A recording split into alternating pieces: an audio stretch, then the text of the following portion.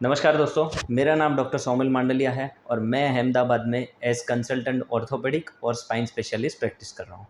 दोस्तों, आज इस वीडियो में हम जानेंगे कि L4 L5 स्लिप डिस्क का मतलब क्या होता है, इसके क्या क्या लक्षण होते हैं, इसके लिए कौन से रिपोर्ट कराए जाते हैं और इसकी ट्रीटमेंट कौन सी होती है। सबसे पहले तो कोई भी डिस्क मतलब कि गादी क्या होती है। इसके दो लेयर होते हैं। गादी में अंदर का जो पोर्शन होता है वो जेली जैसा होता है, एकदम सॉफ्ट, और बाहर एक थिक मोटा सा लेयर होता है, उसे एन्युलस फाइब्रोसस कहते हैं। अब जब भी ये बाहर का लेयर टूट जाता है, उसमें थोड़ा ब्रेक आ जाता है, तो अंदर का पोर्शन जेली वाला बाहर आ जाता है और इसे स्लिप डिस्क कहते हैं। अब L4 L5 डिस्क क्या होती है। हमारी रीढ़ की हड्डी में कमर में 5 मणके होते हैं। इसे लंबार स्पाइन कहते हैं, इसलिए इसे L1 L2 L3 L4 और L5 ऐसे नंबरिंग किया जाता है। हर दो मणकों के बीच में एक गादी होती है, तो गादी को L1 L2 डिस्क जो दो मणकों के बीच में है, इसके नीचे है तो L2 L3 डिस्क, ये L3 L4 डिस्क, ये L4 5, और उसके नीचे लास्ट डिस्क जो L5 और सेक्रम बोन के बीच में L5 S1 डिस्क कहते हैं। अब यहाँ से जब भी बाहर का लेयर टूट के, जैसे मैंने बताया, जेली वाला पोर्शन बाहर आता है, वो L4-5 डिस्क का अगर बाहर आता है तो इसे L4 L5 स्लिप डिस्क कहते हैं। अब इसके लक्षण क्या क्या होते हैं। जब भी ये फाइब्रस लेयर टूट जाता है तो मरीज को एक तेज़ कमर में दर्द होता है। इसके साथ साथ दर्द के साथ साथ कमर के जो मसल होते हैं, पैरास्पाइनल मसल जिसे बोलते हैं, वो एकदम टाइट हो जाते हैं। उसे पैरास्पाइनल स्पाज़म बोलते हैं। इसलिए ऐसा लगता है कि चलने में एकदम जकड़न सी है। ये एन्युलर टेयर की निशानी है कि सीवियर बैक पेन होता है और साथ में ही कमर में बहुत ही जकड़न रहती है। इसके आगे का स्टेज, अगर ये डिस्क आजू बाजू की कोई नस को दबा रही है तो पैर में भी सिम्टम्स आना शुरू हो जाते हैं। सबसे पहले पैर में दर्द जा सकता है, जो आपके कमर या कूल्हे से लेके एकदम नीचे अंगूठे तक दर्द जा सकता है। पैर में झुनझुनी होती है, पैर में सूनापन रह सकता है। कई केसेस में पैर में वीकनेस मतलब कि कमज़ोरी आ सकती है। बहुत ही सीवियर स्लिप डिस्क है, नसों के ऊपर दबाव ज़्यादा है, तो पैर में लकवा भी आ सकता है। कई बार गादी खिसक जाने से संडास पेशाब में भी दिक्कत हो सकती है, मतलब कि संडास ना हो, 3-4 दिन से कब्ज़ रह रहा हो, या फिर पेशाब रुक रुक के आ रहा हो, पेशाब कंट्रोल करने में दिक्कत हो रही हो, ये सब सिम्टम्स स्लिप डिस्क के कारण आ सकते हैं। कई मरीज़ को ऐसा हो सकता है कि जैसे ही चलना शुरू करे वैसे ही दोनों पैर में भारीपन आ जाए, लेकिन थोड़ा चलने के बाद उनको बैठ जाना पड़ता है। अगर 5-10 मिनट बैठते हैं तो वापस से थोड़ा चल पाते हैं। इसे क्लाउडिकेशन कहते हैं। ये सिम्टम भी स्लिप डिस्क से आ सकता है। अब इसके लिए टेस्ट कौन से कराए जाते हैं। सबसे पहले हमें एक्सरे कराना बहुत ही ज़रूरी है, क्योंकि एक्सरे में हमें पता चलता है कि रीढ़ की हड्डी जो है, जो भी हमारी वर्टिब्रा है, मणके है, इनका अलाइनमेंट कैसा है। अगर कोई रीढ़ की हड्डी एक दूसरे के ऊपर खिसक रही है, कहीं पर कोई डिफ़ॉर्मिटी है, तो ये सब हमें एक्सरे से पता चलता है। साथ ही साथ में एमआरआई बहुत ही इम्पॉर्टेंट इन्वेस्टिगेशन है। एमआरआई में हमें पता चलता है कि कौन से लेवल की गादी खिसकी हुई है, नस के ऊपर दबाव है या नहीं है, और इसकी ट्रीटमेंट क्या करनी चाहिए, वो भी हमें एमआरआई से पता चल सकता है।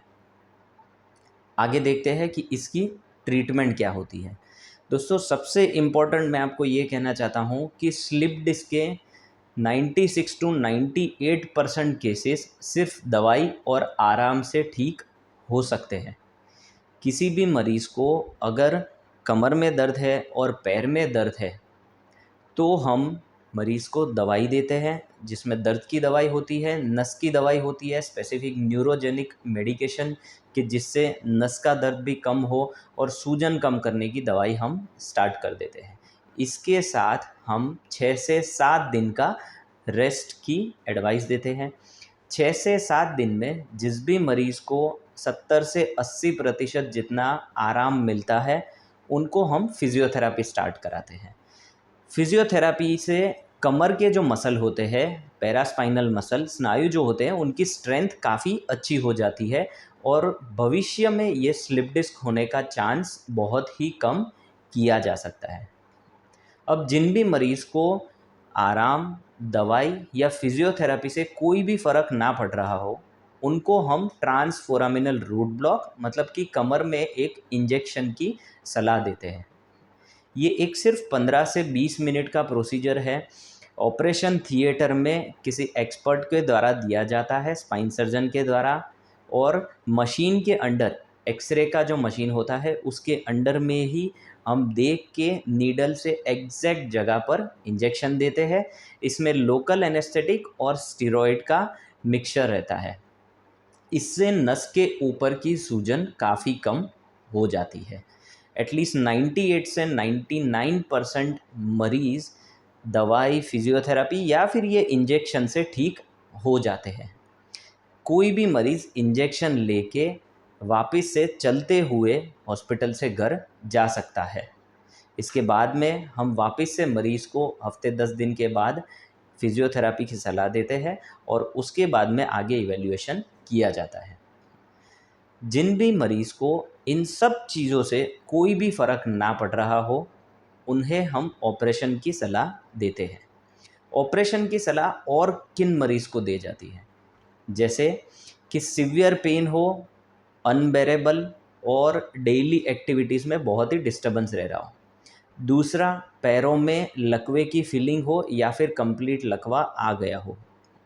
और तीसरा, जिन भी मरीज़ को संडास पेशाब में दिक्कत हो रही हो, स्टूल यूरिन का कंट्रोल कंप्लीटली चला गया हो, इन 3 इंडिकेशन में ऑपरेशन डेफिनेटली अर्जेंसी में करवाना चाहिए। ऑपरेशन 2 तरह से किया जाता है। एक ओपन डिस्केक्टमी होता है, मतलब जिसमें माइक्रोस्कोप का यूज़ होता है, या फिर एंडोस्कोपी से किया जाता है।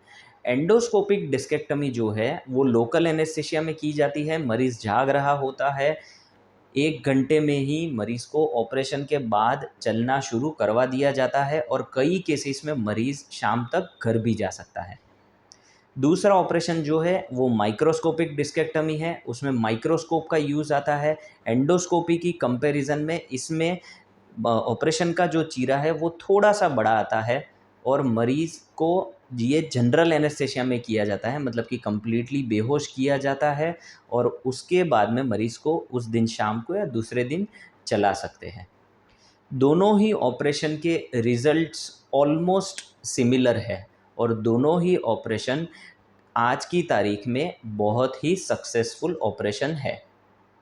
अंत में मैं ये कहना चाहूँगा कि स्लिप डिस्क के कोई भी मरीज़ है, वो 98 से 99% चांस है कि दवाई, फिजियोथेरेपी, आराम या फिर इंजेक्शन से ठीक हो सकते हैं। सिर्फ 1% मरीज़ है जिनको ऑपरेशन की ज़रूरत पड़ती है और वो भी आज की तारीख में बहुत ही सक्सेसफुल ऑपरेशन है।